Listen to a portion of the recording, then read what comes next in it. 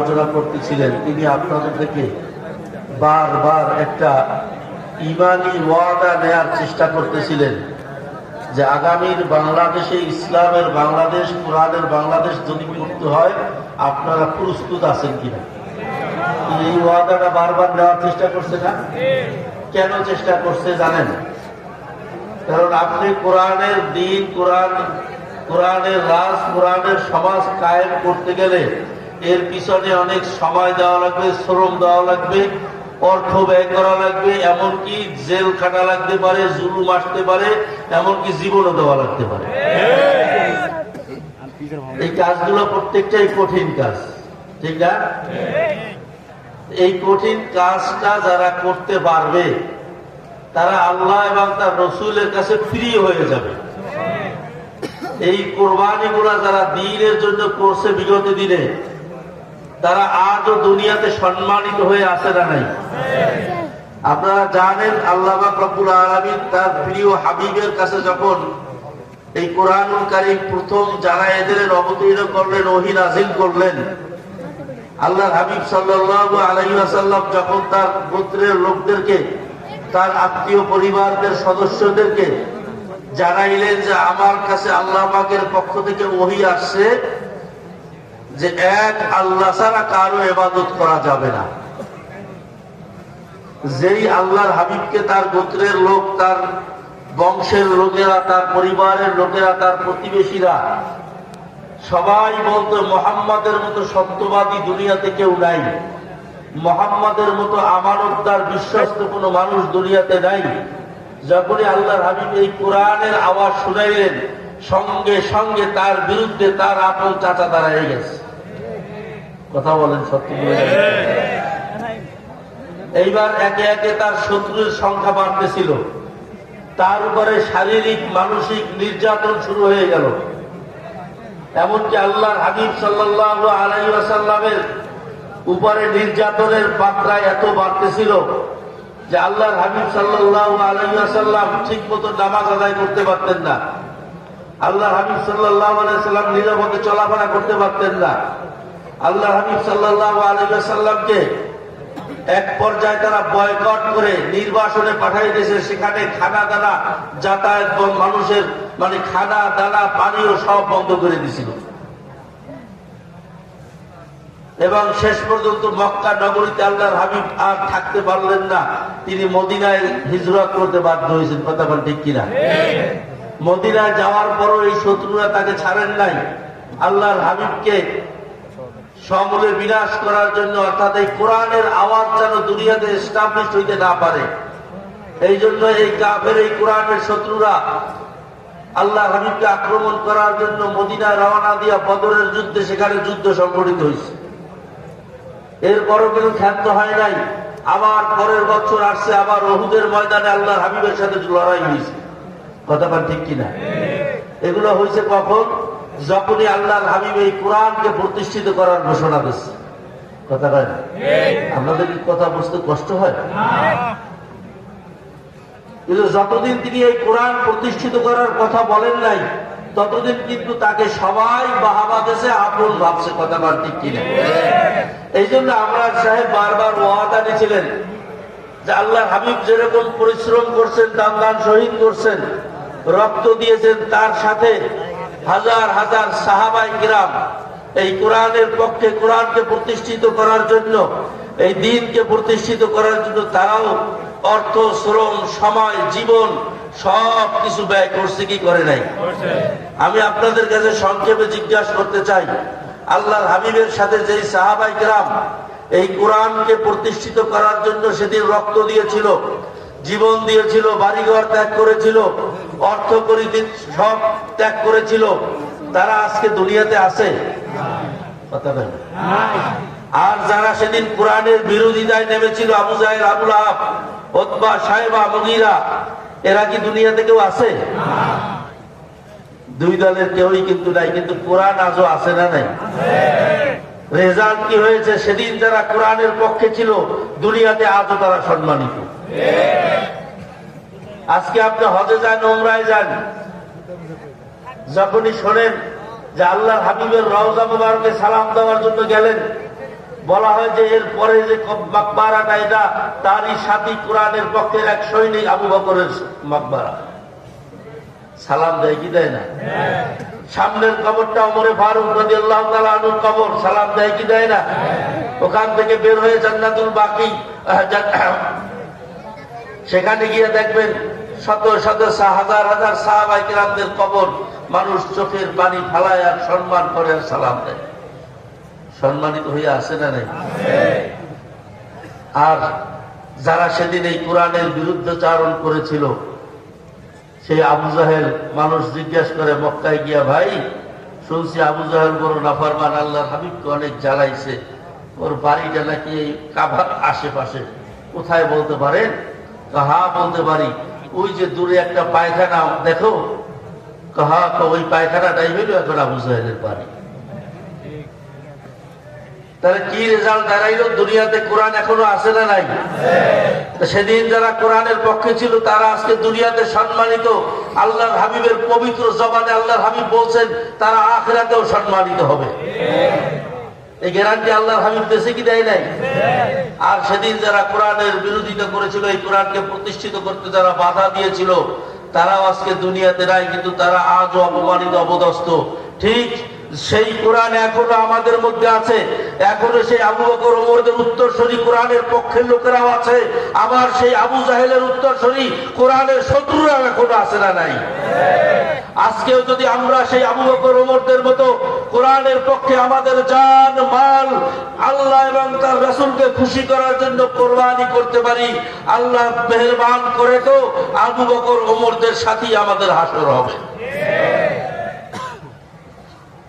আর যদি কোরআনের বিরোধিতা করেন, আপনি দুনিয়াতে 1000 বছর থাকবেন না, 100 বছর থাকবেন না, আপনার জায়গাও আপনার স্থানও ওই আবু জাহেলদের সাথেই হবে। এখন আজকে আমাদের সিদ্ধান্ত নিতে হবে, আমরা মউত পর্যন্ত কোরআনের পক্ষে থাকবো কি থাকবো না? কি সিদ্ধান্ত নিতে পারবেন? কারা কারা পারবেন একটু হাত জানান। বুঝে হাত জাগাইছেন? আলহামদুলিল্লাহ বললে হাত নামান। এই হাতটা যে জাগাইছি, আল্লাহ আমি তোমার কোরআনের পক্ষে আছি, এই হাতটা জাগানোটা আবার আপনার নাজাতের জন্য ওসিলা হয়ে যেতে পারে। কথা দেখ, আল্লাহ দেখলো যে আমার বান্দা আমার কোরআনের পক্ষে আছে,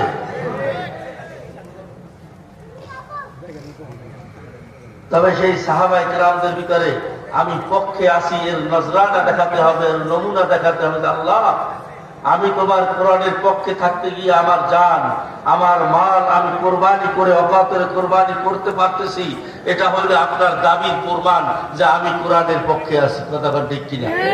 শুধু দাবি করলেই হবে না, প্রমাণ দেওয়া লাগবে। কথা কয় না? কেউ যদি শুধু মুখে বলে আমি ঈমান আনলাম, এই ঈমান কবুল হবে? কারণ কি? ঈমানের 3টা শর্ত: জবানে স্বীকার করা, অন্তরে বিশ্বাস করা, কাজে পরিণত করা। কথা কয় না? 3টার একটা বাদ গেছে, ঈমান কবুল হবে? জোরে গান। আমি কোরআনের পক্ষে আছি এই দাবি মুখে স্বীকার করার পাশাপাশি এটা অন্তরে বিশ্বাস থাকতে হবে, আর অন্তরে আপনার বিশ্বাসের সাথে আপনি দাবি করছেন কিনা এটার প্রমাণ আপনাকে কাজে দেখাতে হবে যে আমি কোরআনের পক্ষে আমার জান মাল কোরবানি করে দেখালাম যে আমি কোরআনের পক্ষে আছি, যে দাবি আমি করেছি এই দাবি সত্য। পারবেন ইনশাআল্লাহ? কারা কারা পারবেন? হিম্মত আছে? জোরে গান নারায়ে তাকবীর। কোরআন সুন্নাহর আলো, কোরআন সুন্নাহ যেখানে, হাক্কানি উলামায়ে কেরাম যেখানে, আলহামদুলিল্লাহ। হাত নামান। তো প্রমাণ দিতে হবে। ভাইরা আমার, সংক্ষেপে 1-2 মিনিটে বলি, বাংলাদেশে এখন সবচেয়ে কোরআনের বিরোধী শক্তিদের কোরআনকে মিটাইয়ে দেওয়ার সবচেয়ে বড় হাতিয়ার যেটা তারা হাতে নিয়েছে দীর্ঘমেয়াদী, সেটা হচ্ছে আমার আপনার মুসলমানদের সন্তানরা যেন এই কোরআন শিখতেই না পারে, কোরআন যেন পড়তেই না পারে, এই প্রকল্প তারা হাতে নিয়েছে। যেন মুসলমান সন্তান কোরআন কি জিনিস জানবেই না, পড়তেই পারবে না। এই কারণে বাংলাদেশের মতো 92% মুসলমানের দেশে এই স্কুলে কোরআনের শিক্ষক নাই।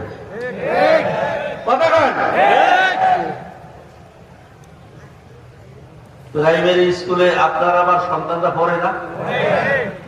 100 ছাত্র থাকলে 90 জন 92 জন মুসলমানের ছাত্র পড়ে, অথচ ওই স্কুলটায় কোরআন শিখায় না। কারণটা কি? এই উচ্চ মাধ্যমিক স্কুলে আমার টাকায় চলে স্কুল, আপনার টাকায় স্কুল চলে, বিল্ডিংটা হচ্ছে আপনার আমার টাকায়, এই স্কুলের শিক্ষকদের বেতনটা হয় আপনার আমার টাকায়, অথচ এই স্কুলে কোরআনটা শিখায় না কেন? এই প্রশ্ন করতে হবে। তো বোঝা যায় যে এর পিছনে ষড়যন্ত্র আছে না নাই? উদ্দেশ্য একটাই, যে মুসলমানের সন্তানরা যেন কোরআন শিখতে না পারে, কোরআন পড়তে না পারে, কোরআন জানতে না পারে। যখন সে কোরআনে কি আছে জানবে না, কোরআন পড়তে পারবে না, কোরআনের প্রতি তার ভালোবাসা তৈরি হবে না, ভক্তি তৈরি হবে না, কোরআনের পক্ষে সে জানও দেবে না, মালও দেবে না। এই জন্য চরমনায় মরহুম আল্লাহর কুতুব ঘোষণা করছিলেন, হে মুসলমান, এইভাবে আর বেহুশ হয়ে থেকো না, বেভোলা হয়ে থাকা যাবে না। এই ষড়যন্ত্রের মোকাবেলায় আসো আমরা মুসলমানরা ঐক্যবদ্ধ হয়ে আমরাও প্রোগ্রাম হাতে নেই। আমাদের সন্তানরা যেন কোরআন শিখতে পারে। আমার সন্তানরা ডাক্তার হবে, ইঞ্জিনিয়ার হবে, পাইলট হবে, ইঞ্জিনিয়ার হবে, বড় অফিসার হবে, কোনো সমস্যা নাই, সব হবে, কিন্তু প্রথমে ওর সিনায় কোরআন ঢুকাইয়ে দিতে হবে।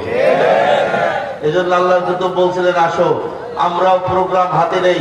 ৬৮,০০০ গ্রামে ছোট আকারে হলেও আমরা ৬৮,০০০ কোরআনের মক্তব কায়েম করব, যেন আমার সন্তানরা ছোটবেলায় আগে তাকে কোরআন শিখাবো, আগে তাকে ওযুর মাসালা শিখাবো, নামাজের মাসালা শিখাবো, এরপর সে ডাক্তার ইঞ্জিনিয়ার যাই হোক, মুসলমান অনুযায়ী সে যেন জীবনভর চলতে পারে, কারো কাছে যেন আর ধার করা না লাগে।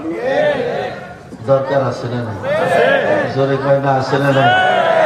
এই কোরআন শিক্ষা বোর্ড নামে তিনি 1989 সালে যে বোর্ড গঠন করছিলেন, সেই বোর্ডের আতায় আলহামদুলিল্লাহ বাংলাদেশে প্রায় 15,000 মাদ্রাসা এরকম ছোট বড় সারা বাংলাদেশের আনাসে কানাসে এই কোরআনী মার্কাজগুলো পরিচালিত চলতেছে, হইতেছে। জোরে চিৎকার মেরে কেন আলহামদুলিল্লাহ। কিন্তু আরো বাকি আছে না নাই? জোরে গান আছে না নাই? এই বিশাল এই প্রকল্পের সহযোগিতা যদি আমরা করতে পারি, আমরা যদি এই প্রকল্পের সাথে নিজেকে জড়াইয়ে রাখতে পারি, আল্লাহর কুতুবের এই মিশনের সাথে যদি আমার আপনার জীবনটাকে জড়াইয়ে রাখতে পারি, আল্লাহ লিখবেন যে আমার বান্দা কোরআন রক্ষার যে মিশন শুরু হয়েছিল, যে প্রকল্প, যে আন্দোলন শুরু হয়েছিল, সেই কোরআনের একজন সহযোগী ছিল। আরে ভাই, দুনিয়াতে আল্লাহ পাক রব্বুল আলামিন আপনার হাজার হাজার আমল, এর কোনো আপনি গ্যারান্টি পাবেন না যে আমার এই আমলটার দ্বারা আমার নাজাত কনফার্ম হয়ে গেছে। এই গ্যারান্টি দেওয়ার দুনিয়ার কারো ক্ষমতা নাই।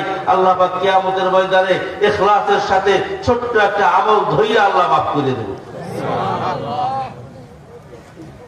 আজকে কোরআনের পক্ষে যদি আমরা থাকতে পারি, এই গাজীপুরে অনেকগুলো কোরআন শিক্ষা বোর্ডের আওতায় মাদ্রাসা আছে, জোরে কান আলহামদুলিল্লাহ।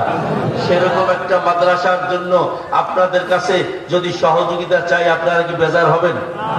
জোরে কান বেজার হবেন? কোরআনের পক্ষে থাকবো, ওয়াদা করেছি। এখন আল্লাহকে দেখাবো যে আল্লাহ, আমি যে মুখে ওয়াদা করছি তার প্রমাণ স্বরূপ আমার কাছে সহযোগিতা চাওয়া হয়েছে। আমার সংসারের বাজার করার জন্য না, সেক্রেটারি সভাপতির বাজার করার জন্য না, এই মাদ্রাসার জন্য, কোরআনের জন্য আপনার কাছে সহযোগিতা চাওয়া হয়েছে, আল্লাহর পক্ষ থেকে চাওয়া হইতেছে। আল্লাহকে আপনি দেখাই দেবেন যে আল্লাহ, আমার কামাই থেকে আমি 50,000 টাকা, 1 লাখ টাকা, 20,000 টাকা, 10,000 টাকা, 5,000 টাকা আমি কোরআনের জন্য দিয়ে দিলাম। মাবুদ, এই দানের উসিলায় আল্লাহ বলেন, বান্দা তুমি দান করছো, মন খারাপ করিও না। আমি আল্লাহ তোমাকে অভয় দিতেছি, আমি আল্লাহ তোমাকে আশ্বাস দিচ্ছি, তোমার এই দানটাকে আমি আল্লাহ বড় যত্ন করে রেখে দেব। কিয়ামতের ময়দানে যেদিন তোমার দুনিয়ার সম্পদ তোমার সঙ্গে থাকবে না, দুনিয়ার তোমার সন্তান তোমার খবর নেবে না, বরং তোমার থেকে ভেঙে যাবে, সেই মুহূর্তে এই দানকে আমি তোমাকে ফেরত দেব। তবে শুনে রাখো, যা তুমি দান করছো তাই ফেরত দেব না। আমি আল্লাহ ধনীর ধনী, আমি আল্লাহ বাদশার বাদশাহ। তোমাকে যদি ফেরত দেই তো কমপক্ষে দেবো 700 গুণ। এই ওয়াদা দুনিয়ার কোন মানুষের? কে ওয়াদা করছে? জোরে গান, কে ওয়াদা করছে? আপনি যদি আজকে আখিরাতের কামাই হিসাবে শোনেন, একটা হাদিস শুনাইয়া শেষ করি। আল্লাহর হাবিব সাল্লাল্লাহু আলাইহি ওয়াসাল্লাম বলেন, ইয়াকুল ইবনে আদম মালি মালি ওয়া হাল্লাকা মাল ইয়া ইবনে আদম। আল্লাহর হাবিব ফরমান, বনি আদম সারা দিন হিসাব করে আমার মাল, আমার গাড়ি, আমার বাড়ি, আমার জমি, আমার ব্যাংকে টাকা, আমার মিল, আমার ফ্যাক্টরি, আমার দোকান, আমার মার্কেট। আল্লাহর হাবিব বলবেন, ও বনি আদম ওয়া হাল্লাকা মাল ইয়া ইবনে আদম, একদিন নির্ভুল ভাবে চক্ষুটা বন্ধ করে চিন্তা করে দেখছো যেই মালগুলো তুমি আমার আমার করতেছো আসলে ওইটা তোমার কিনা? এবার আল্লাহর হাবিব ফরমান, ইল্লা সালাসা, শোনো, দুনিয়ার আসমান এবং জমিন, পূর্ব থেকে পশ্চিম, উত্তর থেকে দক্ষিণ, এর ভিতরে যত মাল সম্পদ সব যদি তোমার হয়ে যায়, তারপরও তোমার মাত্র 3টা মাল। এর মধ্যে তোমার মাল কয়টা? 1 নম্বর হলো যেই খাবারটা তুমি নিজে মুখ দিয়ে ভক্ষণ করছো, পায়খানা প্রস্রাবের সাথে বের হয়ে গেছে, এইটা তোমার। যেই কাপড়টা তুমি পরিধান করছো, পুরান করে ফেলাইছো, এই কাপড়টা তোমার। আর যেই সম্পদটা তুমি দুনিয়াতে বসে আখিরাত কামাইয়ের জন্য আল্লাহর কাছে অগ্রিম পাঠাইয়া রাখছো, ওইটা তোমার। এর বাইরে যা আছে তোমার চক্ষু বন্ধ, তামাম দুনিয়ার সমস্ত আদালত রায় দিয়ে দেবে যে এই সম্পদের বাকির মালিক এখন তার ছেলে, তার মেয়ে, তার স্ত্রী। কথা বল ঠিক কিনা? এই জন্য আজকে আখিরাতের কামাইয়ের জন্য আবার অনেকের মা নাই, বাবা নাই। আজকে আপনার মা বাবা, আপনি মাহফিলে আসছেন, আপনার দিকে তাকাই আছে। আপনার মা বাবা আপনার কাছে এখন আর কুরমা পোলাও চায় না, এখন আপনার কাছে আর বিরিয়ানির আক্ষেপ করবে না। এখন শুধু একটাই আক্ষেপ করে, বাবা দুনিয়াতে তোমাকে রাইখে আসছি, আমার জন্য একটু কবরে সওয়াব পাঠাও। এর বাইরে তার ওখানে আর কোনো কিছুর প্রয়োজন নাই। আপনি 10টা টাকা দান করবেন, তো ওই সওয়াবটা আপনার মা বাবার কবরে যখন ফেরেশতারা শোনায় যে তোমার সন্তান তোমার জন্য 10 টাকা দান করছে, এই নাও তার সওয়াব, এই ব্যক্তি এত পরিমাণে খুশি হয়ে যায়, ওই কবরে বসে হাত উঠে দোয়া শুরু করে, আল্লাহ আমার যে সন্তান দুনিয়াতে আমাকে ভুলে নাই, তুমি আল্লাহ তাকে ভুলিল না। এই জন্য ভাইরা আমার, এই মার্কাজের জন্য কোন আল্লাহর বান্দা যদি থাকেন, এখানে বাকি নেওয়ার দরকার নাই। নগদ 10,000 টাকা অথবা 5,000 টাকা, না পারেন মায়ের জন্য 1,000, বাবার জন্য 1,000, 2,000 টাকা নগদ কারা দিতে পারবেন, একটু দ্রুত আসেন। 1000 মানুষ নিয়ে আমি মুসাফির, তাদের জন্য একটু আমিন আমিন বলে দোয়া করব। হাজার হাজার মানুষ আমিন বলবে। এর ভিতরে অনেক আল্লাহর খাস বান্দারা আছে, আল্লাহর অনেক প্রিয় বান্দারা আছে, অনেক মাসুম বাচ্চারা আছে যাদের জবানে এখনো গুনাহ হয় নাই। এই মাসুম বাচ্চাদের জবানের আমিন, অনেক আল্লাহর প্রিয় বান্দাদের জবানের আমিনের উসিলায় আল্লাহ আপনার মা বাবার কবরকে এই মুহূর্তে জান্নাতের বাগান বানাইতে পারে কিনা? পারে কিনা? এই হাজার মানুষ নিয়ে আপনি মা বাবার জন্য বাড়িতে নিয়ে যদি একটু দোয়া করাইতে চাইতেন, আপনি একবেলা খাওয়াইতে গেলে 1,00,000 টাকায় পারতেন না। কথা বল ঠিক কিনা? এই জন্য কোন আল্লাহর বান্দা আছেন, একটু দ্রুত, সময় আর নেব না, 2,000 টাকা, 5,000 টাকা, না পারেন 500, 1,000 টাকা মায়ের জন্য, 500 বাবার জন্য, 500, 1,000 টাকা একটু কোরআনের জন্য, কোরআনের মহব্বতে এই দিনকে রক্ষার আন্দোলনে শরীক হওয়ার জন্য একটু কোরবানি করে আল্লাহকে দেখান যে আল্লাহ আমার সম্পদ থেকে আমি 1,000 টাকা তোমার দ্বীনের জন্য দান করলাম। কি নাম?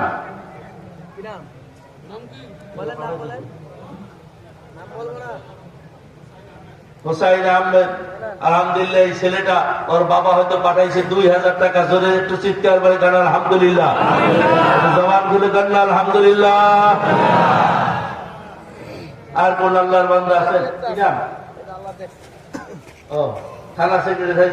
দ্রুত দ্রুত শোনেন, সবাই কিন্তু বেশিক্ষণ থাকবে না, এই বাজার একটু করার থাকবে না, এই হাজার হাজার মানুষ আপনার জন্য আমিন বলার জন্য থাকবে না। আর এক আল্লাহর বান্দার নাম বলেন 1,000 টাকা, আর এক আল্লাহর বান্দা 1,000 টাকা, একটু জোরে করেন আলহামদুলিল্লাহ। আপনাদের এদের জন্য একটু দোয়া করব, আপনারা একটু মহব্বতের সাথে আমিন বলবেন। এই ভাইগুলো কোরআনকে সহযোগিতা করতেছে, আমাদের ভালো লাগে কি লাগে না? জোরে গায়না লাগে কি লাগে না? আল্লাহ যারা দান করলো তাদের জিন্দেগীর সমস্ত বালা মুসিবত, বিপদ আপদ, ফিতনা ফাসাদ, অভাব অনটন, বেরাম পীড়ার থেকে চির মুক্তি দিয়ে দাও। জোরে গায়না আমিন। আল্লাহ তাদের পিতা মাতা যদি কবরে থাকে, এই মুহূর্তে তুমি তাদের কবরকে জান্নাতের বাগান বানাও। একটু জবান খুলে গায়না আমিন। আল্লাহ তাদের পিতা মাতা যদি জীবিত থাকে, তাদেরকে সুস্থতার নিয়ামত দিয়ে, নেক হায়াত দারাজ করে পিতা মাতাকে খুশি করে জান্নাত কামাই করার তৌফিক দাও। জোরে গায়না আমিন।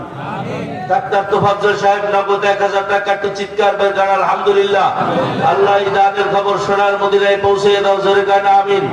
আল্লাহ জানি না কার জবানের আমিন তোমার কাছে ভালো লাগে, আল্লাহ সেই জবানের উসিলায় আমাদের সকলের আমিনকে তুমি কবুল করো, জোরে গান আমিন। একটু জোরে গান না আমিন। আর কোন আল্লাহর বান্দা আছেন শোনেন, 500 টাকা, 1000 টাকা এটা খুব বড় কিছু না। কালকে বাজারে যাবে তো মুরগিওয়ালা নিয়ে যাবে, মাছওয়ালা নিয়ে যাবে, তরকারিওয়ালা নিয়ে যাবে, পকেটে আপনার রাখতে পারবেন না। আজকে 1000 টাকা আখিরাতের ব্যাংকে ভালাই রেখে যান, আল্লাহকে বিশ্বাস করে, আল্লাহ রসুলের ওয়াদাকে বিশ্বাস করে। আল্লাহর হাবিব বলছেন, ও উম্মতেরা, তোমার বালা মুসিবত ছাড়ে না, বিপদ ছাড়ে না। as-সাদাকাতু তারুদ্দুল বালা, আল্লাহর রাস্তায় দান করো তো বালা মুসিবত আল্লাহ দূর করে দেবে। আল্লাহর রাস্তায় দান করো তো আল্লাহ তোমার নেক হায়াত বাড়াইয়া দেবে। এটা আল্লাহর হাবিবের ওয়াদা। এই জন্য আমার ভাইরা, 500 টাকা, 1000 টাকা খুব বড় কিছু না। কোরআনের জন্য সাহাবায়ে কেরাম এরকম কোটি কোটি টাকা দান করছে, চিন্তা করে নাই। কোটি কোটি টাকা আপাতরে বিলাইছে, চিন্তা করে নাই। আজকে যদি আমরা এই কোরআন রক্ষার আন্দোলনে পকেটে 80 টাকা দিতে পারি না, পকেটে 80 টাকা মন সায় দেয় না, পকেটে 80 টাকা হাত পকেটের দিকে যায় না, ভাইও এইভাবে চললে এই কোরআনের শত্রুরা সুযোগ পেয়ে যাবে। কোরআনের শত্রুরা কিন্তু হাজার হাজার কোটি টাকা নিয়ে মাঠে নেমেছে। আপনার আমার এই ক্ষুদ্র টাকা, এই ক্ষুদ্র প্রচেষ্টা আল্লাহ পাক রব্বুল আলামিন কবুল করলে এর উসিলায় আমাদের জান মাল আল্লাহ হেফাজত করবে, আল্লাহ আমাদের বিপদ দূর করে দেবে। আর এর উসিলায় বাংলাদেশে কোরআনের যতটুকু খেদমত হবে, এই খেদমতের একটা সওয়াবের অংশ আমার আমল নামায়, আমার বাবা মার আমল নামায় আমার আল্লাহ দেবে কি দেবে না? ভালো কাজের সহযোগিতা করলে ওই ভালো কাজের অংশ আল্লাহ দেয় কি দেয় না? সরকার দেয় কি দেয় না? ভাইয়ের আমার, একটু দ্রুত আরেক আল্লাহর বান্দারা টাকা দিতেছেন, আমি সবাই স্বল্পতার কারণে নাম ঘোষণা করতে পারতেছি না। 500 টাকা, 1000 টাকা, 2000 টাকা, একটু হিম্মত করেন। শয়তান এই সময়টায় সবচেয়ে বেশি বান্দা বান্দিকে দানের ক্ষেত্রে হাত চাপিয়ে ধরে। কারণ দান এমন এক আমল, দান এমন এক মহা ঔষধ, যে ঔষধের কারণে আল্লাহ পাক তার বহুত অলিকে তার আপন বানায় এনেছে। আল্লাহ পাক এই দানের উসিলায় বহুত মানুষকে হেদায়েতের মালা পরাইতেছে। কথাটা ঠিক কিনা? এই স্বেচ্ছাসেবক ভাই নাই, আপনার নাম নেন কেন? আছেন আর কোন আল্লাহর বান্দা আছেন স্টেজে জানে পাবে? মায়ের জন্য 500, বাবার জন্য 500, 1000 টাকা, 2000 টাকা দেওয়ার মতো হিম্মত করেনেওয়ালা কোন আল্লাহর বান্দা আছেন? একটু দ্রুত হিম্মত করেন। আল্লাহ পাক রব্বুল আলামিনকে সাক্ষী রেখে আল্লাহ পাককে দেখায় দেন যে মাবুদ গো, দুনিয়ার নামের উদ্দেশ্যে না, তোমার দ্বীনের মহব্বতে, তোমার রসুলের মহব্বতে, তোমার কোরআনকে ভালোবাসে আমি 1000 টাকা দান করছি। আল্লাহ, এই 1000 টাকা আমার নাজাতের উসিলা তুমি বানাইয়া দিও। এই 1000 টাকার উসিলায় আমার কামাইতে তুমি বরকত দিও। জনাব রহমতুল্লাহ ভাই নগদ 500 টাকা জোরে গান আলহামদুলিল্লাহ। আমি বলি আপনাকে, আপনি যত বড় বিপদে আছেন, মুসিবতে আছেন, আজকে এই কোরআনের পক্ষে, কোরআনের প্রেমে আপনি একটা নিয়াত করে 1000 টাকা দান করে দেখেন। আল্লাহ পাক রব্বুল আলামিন এই 1000 টাকার উসিলায়, 500 টাকার উসিলায় আল্লাহ আপনার ওই বড় মুসিবত, যেই মুসিবত আপনার লক্ষ টাকায়ও যাইতো না, আল্লাহ আপনার সেই মুসিবত দূর করে দেবে। এই জন্য কোন আল্লাহর বান্দা আছেন, একটু দ্রুত, সময় আর দেয়া যাইতেছে না। 500, 1000, 2000 টাকা একটু কোরআনের মহব্বতে, একটু টাকার মায়াটা ত্যাগ করতে পারলে দেখবেন দুনিয়াতে আপনি বহুত টাকা পকেট থেকে জীবনে